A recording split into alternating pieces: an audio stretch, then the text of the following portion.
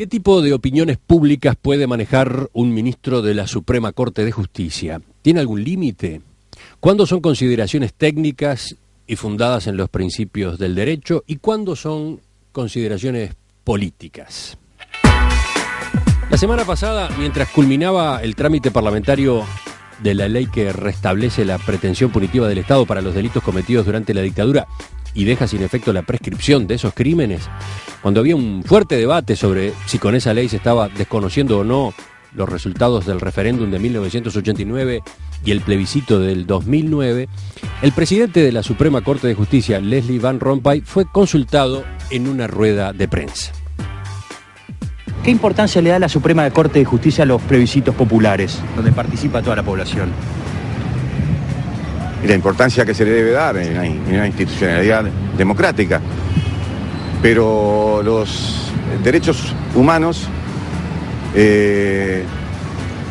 no están en la disponibilidad de las mayorías. Son derechos de las minorías y deben ser protegidos aún contra la opinión de las mayorías. Desde ese entonces, el comentario generó todo tipo de interpretaciones y críticas. Al comienzo de esta semana, el Partido Nacional lo consideró un pronunciamiento político y recordó que Van Rompuy, como juez, debe actuar con imparcialidad, serenidad, sin prejuzgar y cuando es llamado a pronunciarse, no en plena polémica pública sobre temas tan delicados. ¿Qué quiso decir con sus declaraciones? ¿Cómo ha visto estas derivaciones? Vamos a entrevistar en los próximos minutos al presidente de la Suprema Corte de Justicia, doctor Leslie Van Rompuy. Doctor Van Rompuy, buen día. Gracias por acompañarnos. Gracias a usted, un gusto. Y le agradezco además porque habíamos hecho una primera gestión y usted en principio dijo que prefería dejar las cosas como ya habían quedado expuestas. Luego, a partir de una serie de enfoques que hubo en el programa de ayer, en la tertulia y en otros espacios, usted aceptó que la posibilidad de un reportaje era conveniente, ¿no? Eso creo que va a ser muy provechoso para todos. Sí, creo que además la opinión pública tiene el derecho a conocer en profundidad cuál es la naturaleza, no solo de una decisión, sino de una opinión que un magistrado emite en un reportaje periodístico. Creo que el tema además es de suficiente importancia como para que profundicemos en él, ¿no? Quizás una expresión breve en un reportaje televisivo puede plantearse la confusión en su interpretación. Vamos entonces, en primer lugar, a lo que usted dijo. ¿A qué se refería cuando sostuvo que los derechos humanos no están a disponibilidad de las mayorías? Bueno, no es una opinión personal, eso fue así resuelto por la Suprema Corte de Justicia en la sentencia de octubre de 2009, cuando declaró la inconstitucionalidad de la ley de caducidad de la pretensión punitiva del Estado, y entre otros argumentos, la Corte se planteó la incidencia que podía tener en cuanto al control de constitucionalidad de la ratificación plebiscitaria, en rigor, digamos, al rechazo del referéndum derogatorio de la ley de caducidad de la pretensión punitiva del Estado que tuvo lugar en el año 1989. Y allí la Corte decidió que esa ratificación popular no tenía incidencia relevante en la cuestión y no le brindaba una cobertura de constitucionalidad a una ley que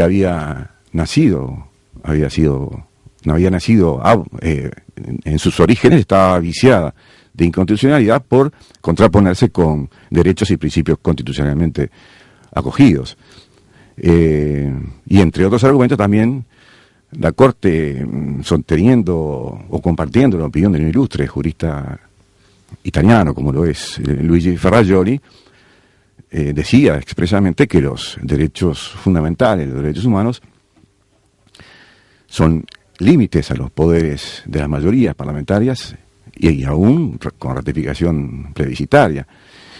Son indisponibles, son irrenunciables y no están en la disponibilidad de las mayorías. Una mayoría parlamentaria no puede suprimir un derecho fundamental. Los ejemplos podían multiplicarse, creo que son de conocimiento público, pero la Corte en ese caso específico ejemplificaba con la pena de muerte, por ejemplo. una mayoría parlamentaria dispone o sanciona una ley imponiendo la pena de muerte en nuestro país. Supongamos que es plebiscitada y la respuesta popular es de aprobación mayoritaria. Igualmente sería declarada inconstitucional porque viola frontalmente la disposición del artículo 21 de la Constitución. Pero, por eso reitero, los ejemplos podrían multiplicarse en infinito, pero supongamos una ley que agrede o lesiona los derechos de alguna minoría étnica o racial o religiosa. Supongamos que esa ley también es sometida a ratificación plebiscitaria. Y bueno, y si fuera resultado positivo, la pretensión de declaración de inconstitucionalidad igual prosperaría, porque se violan derechos fundamentales. Entonces, ese enfoque de los derechos fundamentales como límites al poder decisorio de las mayorías es una concepción profundamente democrática y de respeto a los derechos humanos. Ahora, la Constitución de la República no prohíbe que se someta a referéndum una ley relativa a derechos humanos. Eso no lo prohíbe. ¿Cómo se entiende? No lo prohíbe, pero el tema es si, reitero, no lo prohíbe, se puede someter a ratificación plebiscitaria, pero no, la ratificación plebiscitaria no le brinda un blindaje, una cobertura de constitucionalidad, porque los derechos humanos son límites a los poderes decisorios de la mayoría, no pueden suprimirse por norma legal o por norma plebiscitaria. Uh-huh. Y me parece que es ahí viene toda una discusión a propósito de para qué se convoca entonces un plebiscito o un referéndum sobre una ley que incluye cambios en materia de derechos humanos, si después se puede llegar a sostener que la convalidación de la ley en las urnas es discutible. ¿Me entiende lo que digo? Sí. Ahí entramos en una discusión que es política, ¿no? ¿Para qué alguien convocó a un plebiscito si después cuando ocurrió un resultado sobre esa ley, allí argumenta que las mayorías en estos temas pueden equivocarse? Yo no utilicé la expresión que las mayorías pueden equivocarse, porque dije que las mayorías tienen límites en una democracia. Ajá. Y creo que la convocatoria de un plebiscito en esta materia, repito, no brinda esa cobertura legitimante desde el punto de vista de la compatibilidad o no con las normas constitucionales.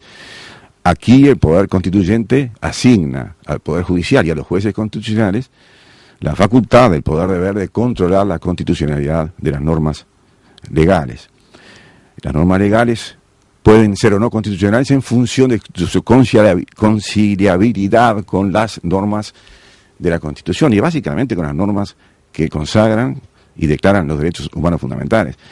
Y si políticamente se opta por una ratificación plebiscitaria de determinada norma, bueno, es una decisión política, pero no es algo vinculante para el Poder Judicial cuando ejerce su función de control de constitucional y guardián de la efectiva vigencia de derechos humanos.